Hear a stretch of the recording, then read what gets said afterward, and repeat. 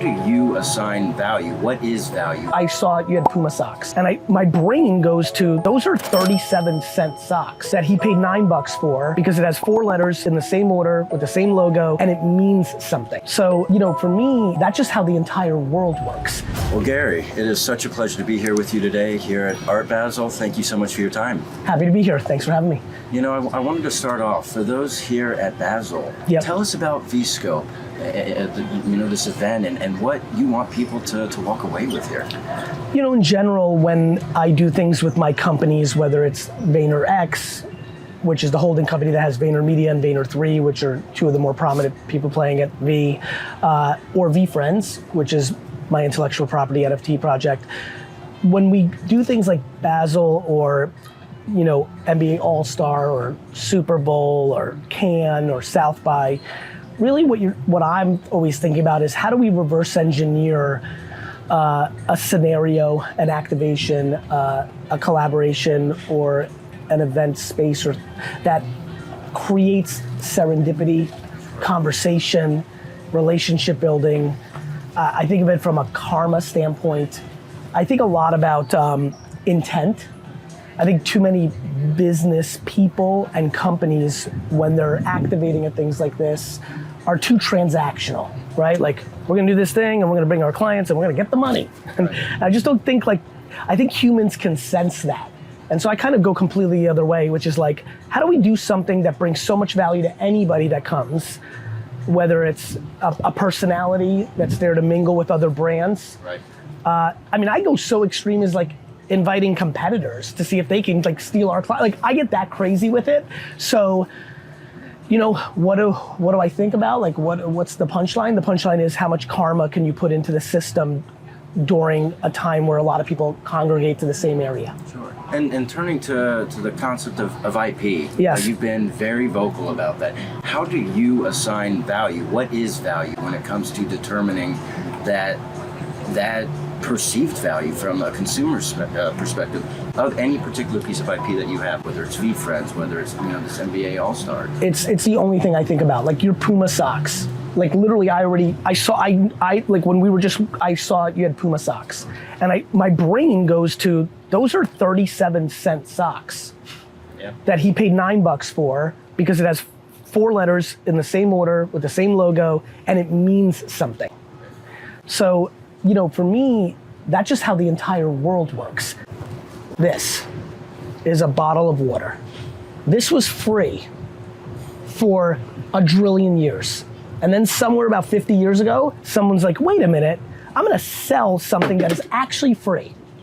And if I can make the brand mean something, people will actually pay a lot of money for something that, to remind everybody, water was free. And every faucet, and so I think it's the only thing. I think it's how monarchies or capitalism or democracy or communism or dictators work. I think it's how people parent. All I think about is IP. All I think about is comms and marketing and how things work. And then for me, specifically in the journey I'm on, my driver for building out my IP selfishly is about, I think I can build a big business. Selflessly, I think about, if I can create 300 characters in a Pokemon Sesame Street Marvel-like world where I can do what I've done for 15 years as GaryVee and pushed kindness, patience, empathy. Well, that's been hard. GaryVee is a very specific human being who's gonna work for some people and is not gonna work for others. But this patient panda might be more effective of teaching people patience than me. And so for me, I'm really enjoying the building out of the intellectual property, and I want to really leave a legacy. I'm very, very affected as I become more educated on how Jim Henson saw the world and what his Muppets, not only Sesame Street, but Fraggle. Do you know Fraggle Rock's? Absolutely. So Fraggle Rock's brief, AKA when it was handed to the woman that started the process of deciding what Fraggle Rock was gonna be, the brief, what are we trying to accomplish, was stop war. That's profound. And I'm very affected by that, and I think a lot about that. And so I think about IP as something that can really bring a lot of value to both the person that created it and to the people that are using it. For example, Stop War is very like up here, but Puma, I like that there's a brand called Puma that made a sock that, like, for you, it's a form of expression, right? Like all of us are dressed right now to communicate, right? Sure. Tattoos to communicate, right? That's a Nintendo reference. Like that I'm able to understand you more in a hypersecond just by what IP you're communicating to me right now. We're all walking brands. 100%. You've said several times. You know, how does that translate to VeeFriends and scalability, and how you are taking this entire portfolio and vault of imagery, nostalgia, and assets to that next level? It creates a North Star of like, I have a very good sense of what I'm up to. I desperately want the world to fall in love with Accountable Ant, because I think accountability, if you fall in love with it before you're 18, will lead to less anxiety and depression. So it's very clear. Then to answer your question, then I start thinking about what brand, like why Forthright. I struggled with candor my whole life. I'm doing a very cool collaboration right now with a very cool brand, and it's the Forthright Flamingo. So cool, you could see vintage frames and it's fucking rad and it's fresh and I'm gonna rock it, and you can see the VeeFriends and I've got glasses, GaryVee, that's cool to me because I'm an entrepreneur, fine.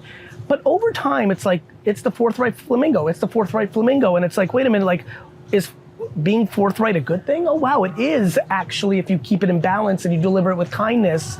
And so like, there are millions of people around the world like myself who have struggled with candor, which has led to the things that have made them unhappy.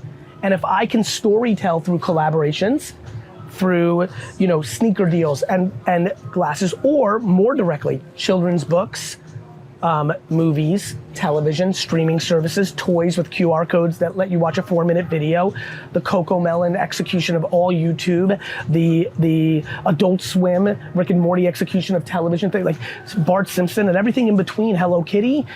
Well then over time, for the back half of my life, the next 47 years of my life, I think I can leave a really meaningful impact. And so I think very vigorously about every collaboration, why, what, how, and which character is gonna be my cereal. I think about probably once a week. Once a week in my day-to-day navigation, I will give 3 minutes to 40 minutes of meaningful time of like, what's the one?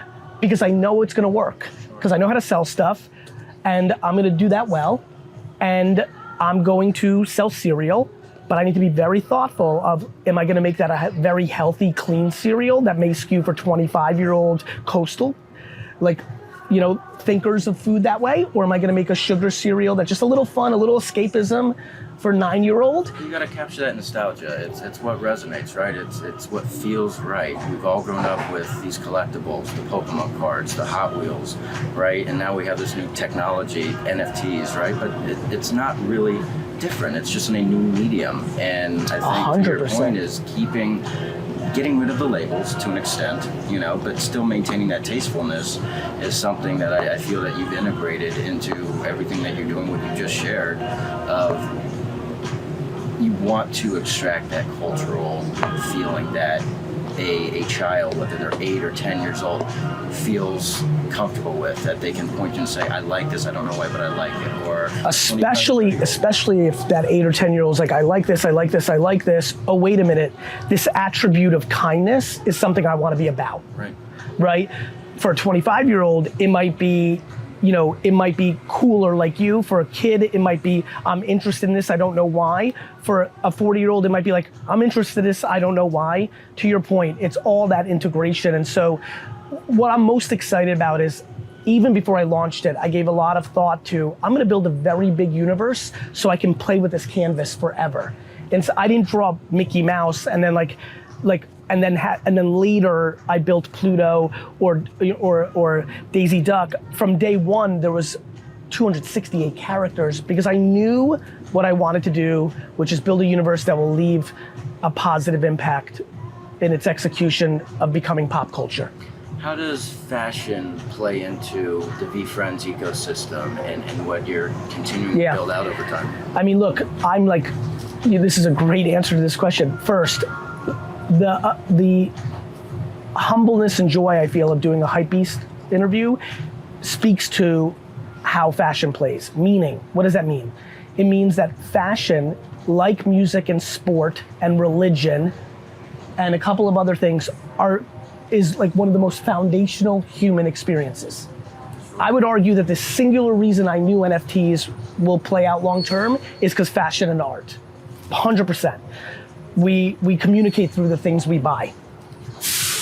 So fashion specifically has been probably the place I've been most aggressive. The brand VeeFriends is 18 months old. Reebok, Starter, Kim Shui, right? Carrots, vintage frames. I mean, like, it's disproportionately ahead of almost everything, out of anything else I've done so far. I haven't done as many consumer packaged goods. I haven't done as much content. Fashion collaborations have been the thing that I've been running fastest with because on strategy, I myself have such a large audience, 15 to 45, many of which like care about fashion. And it's also been really fun personally to put on my collab partners. I also feel that I want to be the best collaboration partner. So to me, whether it's Starter or Carrots or Vintage Frames, I have a very large universe. And the fact that I'm able to bring that relevance and that audience to them excites me. The fact that I'm gonna go downstairs right now and have lines of people who are gonna come for the collaboration, but then they're gonna be like, wait a minute, I like those glasses better than even the VeeFriends glasses. That's good for Vintage Frames. That makes me happy. So fashion's a fun place. Plus with fashion, and you know this, and definitely the readers of this publication know this, limited is good.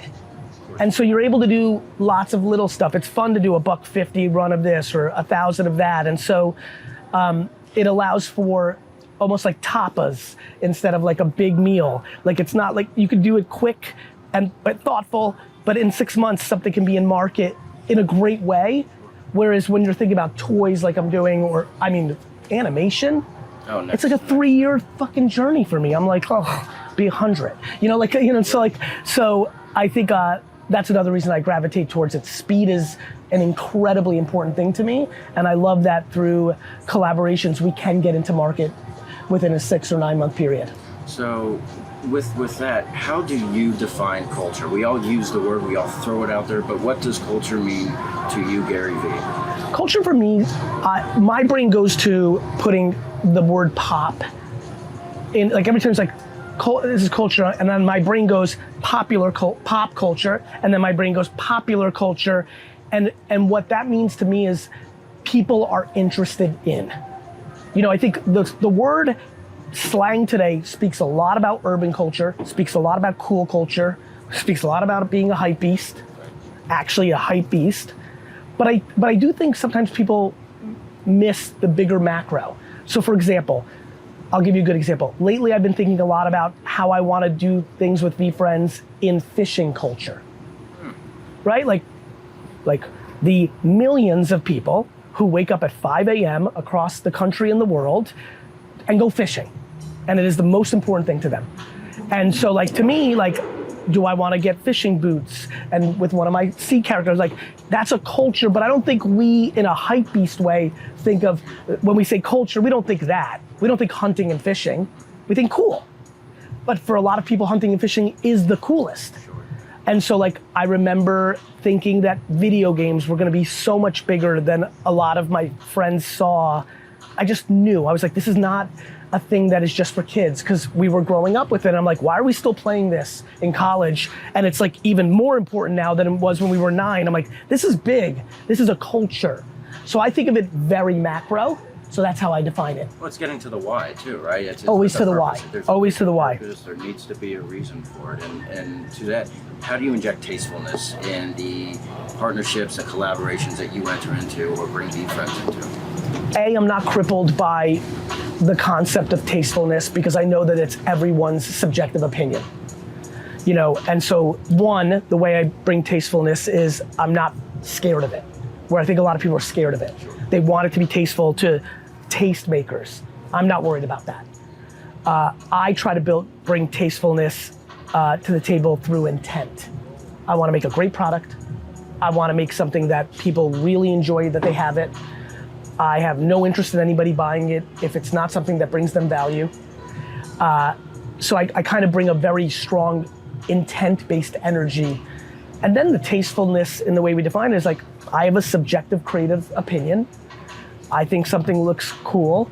I know that means millions of others will. I also know that means millions of others won't think that's cool. And that's fine. And so I think a lot of people are crippled by tasteful, and they become perfectionists, and they become insecure, and they become like crippled, and they don't do shit.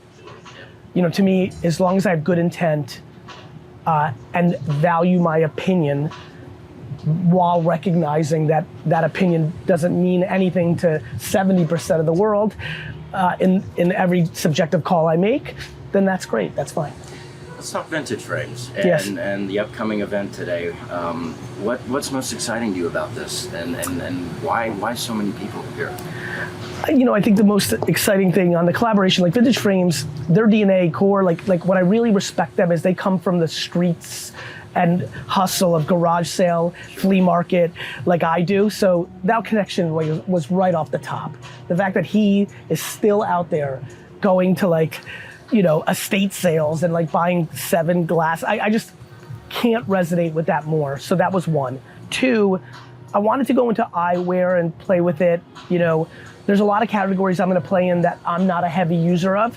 I don't wear glasses. I don't tend to, like, the number one thing most of my friends and family make fun of me for is I don't wear shades in the sun ever. So it wasn't like, oh, I need this for me. I'm like, I may not, but you guys do. And so that was exciting for me. I also spoke to and have spoken to tons of creative individuals in the fashion industry, and really wanted to go on my intuition on who would be partners I wanted to work with. One of the things that's interesting about this, because I just spoke to this took the longest time. Why? Because on the vintage frame side, they wanted it right from their perspective. And what I liked was, even, you know, it's funny, my macro thesis of why I want to do a lot of stuff in fashion collabs is the speed. I liked when I started partnering with them where I could feel like, oh, wait a minute. They're like, no, we're scrapping that whole 3 months that I'm like, we are? I liked that I respected their creative process so much that I was comfortable that it took us 6 months or 9 months later than I had in my ideology. The product came out great. The other most exciting part is any excuse I can have to meet up with people that want to go out of their way to say hello to me is something that's interesting to me. So I'll have my hardest core fans, you know, down there. Like, there's absolutely a group of 10 to 50 individuals that make me feel like I'm the Grateful Dead or Fish. I'm like, they're everywhere, they're at everything. And it's just like, I don't even know how to express in words, even though I'm a pretty solid communicator, what it feels like when people will go out of their way to show up anywhere and everywhere you are publicly to, you know, get a few more minutes to say hello, to ask a question, to take their 19th selfie. It's profoundly humbling. And then equally, because that's over here, equally sending a text the last couple days to the 10,000 people that live within a 30-mile radius of this location, which is actually roughly the numbers I have on my community text community.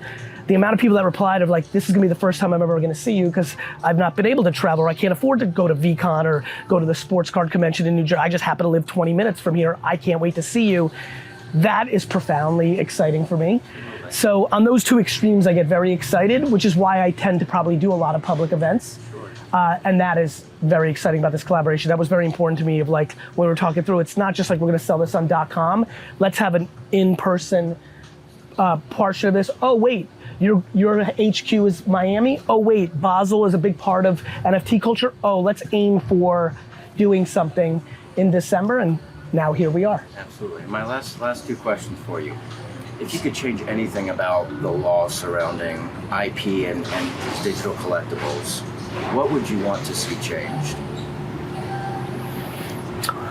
If anything. You know, IP I'm very comfortable with. I think that's established law for a long time. I think with digital collectibles, I'm empathetic to the government. I think humans just really love to shit on governments. I'm just empathetic. I'm aware why we don't have clarification of law. It's called innovation is faster than government. But what would I like to see? I would like to see in the next half decade very clear laws from the sovereign nations around the world on how they are looking to handle an NFT.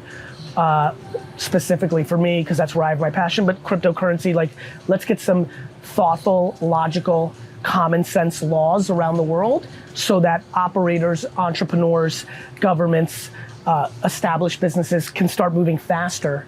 Because when it's gray, people are not sure what to do. Right. For those that may be attending Art Basel for the first time, or the younger generations that are finally taking an interest in art for the first time, what advice do you have for them as they come into your event and this week, this weekend festival? What mindset should they be focused on? Two things stand out. One, even for the most introverted, challenge yourself to say hello to as many people as possible. The number one ROI of things like Basel, Cannes, South by Southwest is the serendipity of relationship. And that is even more profound now because we're just getting out of a COVID era, right? Where for 2 years there was no serendipity. We were very efficient, like this meeting, that meeting, this meeting, but the stumbling into somebody and becoming friends or business associates was eliminated. So if you're coming here, try not to just run in the same circles, expand your circles, and challenge yourself to say hello to somebody. And if they don't reciprocate, that's an indication on them, not you. Don't feel bad because somebody shoos you off or like hurts your feelings. Don't have your feelings hurt when somebody's not kind. That means they're not in a good place. That's number one. Number two, when it comes to art for youngsters, NFTs, physical art, collectibles, sneakers, stop buying shit based on other people's opinions. Do not buy things to keep up with the Joneses. Do not buy things because everybody else thinks Andy Warhol's cool, you think Andy Warhol's cool. If you think Andy Warhol, I'll give you a good one. I think Jackson Pollock is shit. Now, do I really, I'm saying that a little bit to be like a little hyperbolized. In a more truthful way, I can't wrap my head around spending $100 million for a Jackson Pollock painting. I can't wrap my head around spending $10,000 for something that looks like a Jackson Pollock because I don't like that style. But I may like a different style. And so I think people have to get more comfortable liking what they like. Don't buy a VeeFriend because GaryVee, like buy a VeeFriend if you actually just like it. You're like, I'm into empathy and the empathy elephant speaks to me and I like doodles. I actually like that style of art more than something that's more polished. Or buy a World of Women, or buy an X copy, or buy, a Robert Nava physical. Like buy what you like for as long as humanly possible, because then it will become your natural place and that will be far more joyful than keeping up with the Joneses and needing a Rashid because everyone has a Rashid painting, or needing a Bored Ape because everybody cool. Like that puts people in bad places. That's the reason people buy Mercedes and Birka bags when they don't really even want it. And they're just using it to signal, and usually it's a signal of insecurity. Well, it's that why, even for lawyers, Yes. It's getting to the why. And if Yes. you don't know your why, you don't have You're the finished. direction, and you're 100%. just wasting time, money, and resources. That's right.